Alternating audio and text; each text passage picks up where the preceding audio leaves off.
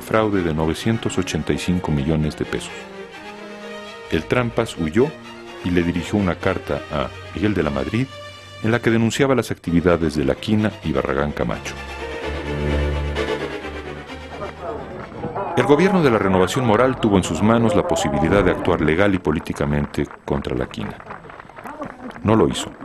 El escándalo del Trampas fue acallado y el amigo Joaquín, como lo llamaría el presidente de la República unos meses después, salió en cierta medida fortalecido. México no es un país corrupto. México es un país que ha sido a veces mal administrado. Joaquín Hernández Galicia continuó afirmando que él había sometido, uno tras otro, a 4 presidentes de la República: Adolfo López Mateos, Gustavo Díaz Ordaz, Luis Echeverría Álvarez y José López Portillo. Todos ellos acabaron por ser nuestros mejores amigos, decía entonces.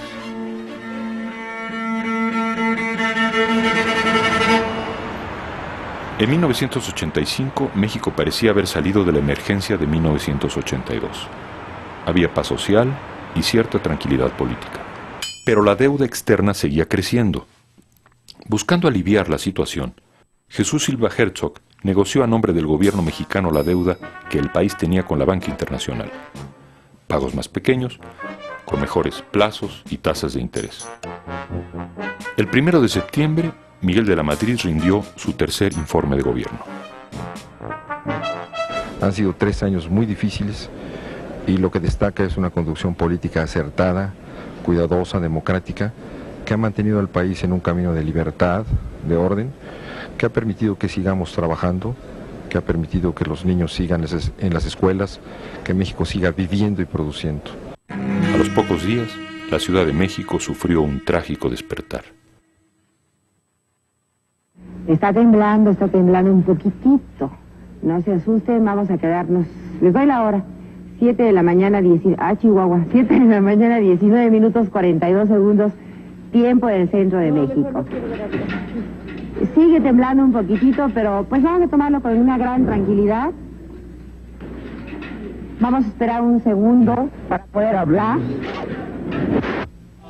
El jueves 19 de septiembre, un temblor de 7.8 en la escala de Richter, uno de los de mayor intensidad registrados en la historia de México, golpeó brutalmente a la Ciudad de México.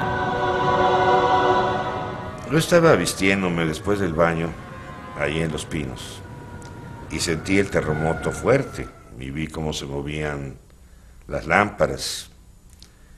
Pero acostumbrado como estaba a que los terremotos en México no pasaban a mayores, no se me ocurrió que el terremoto hubiera causado graves daños en la Ciudad de México. Casi de inmediato, las multitudes ciudadanas se volcaron a las calles en un impresionante movimiento de solidaridad y auxilio a las víctimas. Por fin está saliendo un sobreviviente. Abundó un heroísmo masivo, espontáneo, genuino. Por la tarde, miles de muchachos de todas las clases sociales se arriesgaron entre las ruinas para lograr lo que se volvió voz común: sacar gente. Como pudieron, improvisaron toda clase de métodos de salvamento. Señor presidente, ¿qué ha sabido usted de su familia? No sabemos nada todavía. ¿En qué piso se encontraba cuando sucedió? En el quinto y el cuarto. No sabemos nada todavía y, claro, todavía, ¿qué podemos decir? ¿Tienen esperanzas de encontrar todavía?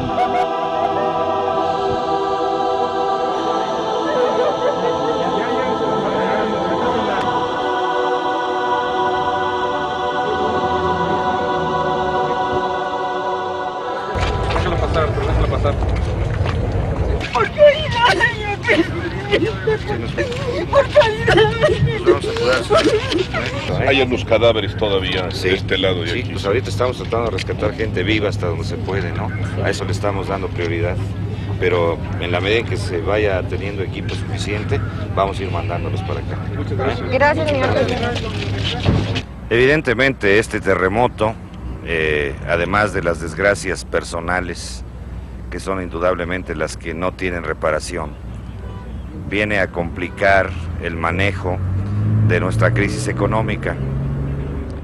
El gobierno enfrentó la tragedia, pero no con la eficacia requerida.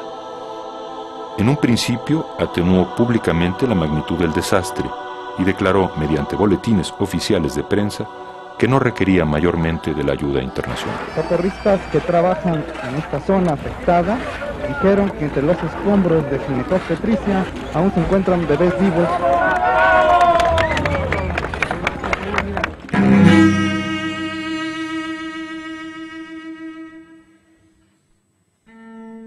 Al día siguiente, la Ciudad de México fue sacudida por un segundo movimiento telúrico de menor intensidad, 6.5 grados en la escala de Richter. El gobierno no aclaró cuántas víctimas cobró el desastre, ni las verdaderas dimensiones de las pérdidas.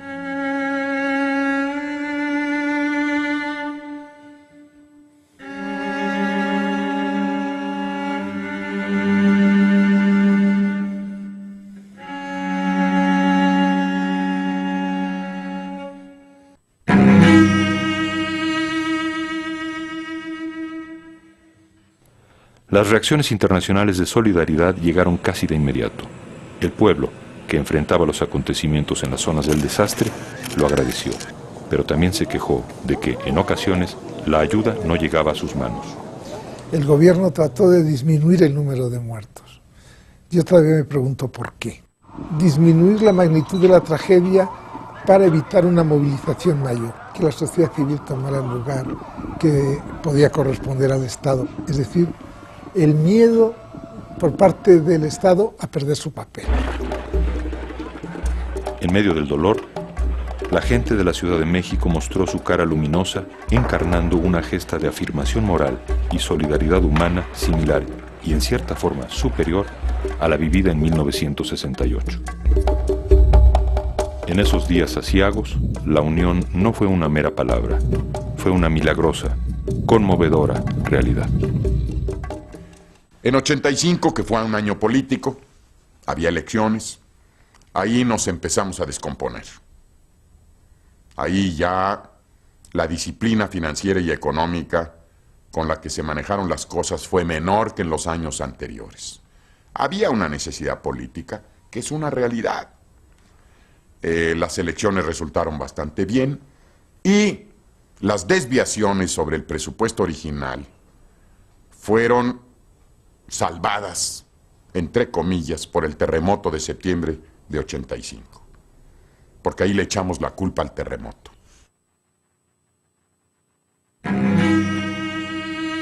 La democracia en México es un anhelo histórico del pueblo mexicano. Por ello libramos batallas, derrumbamos imperios y acabamos con dictaduras. La mañana del 1 de enero de 1983, ante el disgusto colectivo por un fraude en las elecciones locales promovido por los priistas de la zona, simpatizantes del PAN en Piedras Negras, Coahuila, quemaron su alcaldía y la oficina del registro electoral. En su sexenio, el presidente de la Madrid no instrumentó a tiempo una reforma electoral, giro histórico que podía haber encauzado para bien la vida política nacional. Sin embargo, ese mismo año de 1983, en el estado de Chihuahua, de la Madrid abrió parcialmente el juego democrático en el norte del país y admitió el triunfo del PAN en 7 alcaldías. Acción Nacional aprovechó la coyuntura y llevó a su candidato Luis H. Álvarez a la presidencia municipal de la ciudad de Chihuahua. No hubo posibilidad de fraude electoral. En Ciudad Juárez también triunfó un joven e impetuoso panista, Francisco Barrio.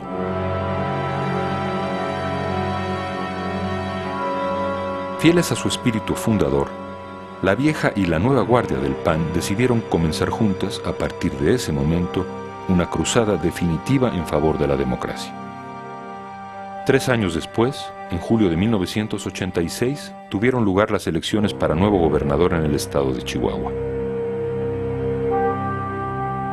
Fernando Baeza fue el candidato del PRI. Hijo de un ranchero, fundador del PAN en Chihuahua, escuchó decir a su padre: "No votaré por ti". Desde la izquierda, el Partido Socialista Unificado de México, el PSUM, postuló a un viejo luchador social, el profesor Antonio Becerra Gaitán. Fuimos un grupo de gentes que percibieron, ¿verdad?, que había que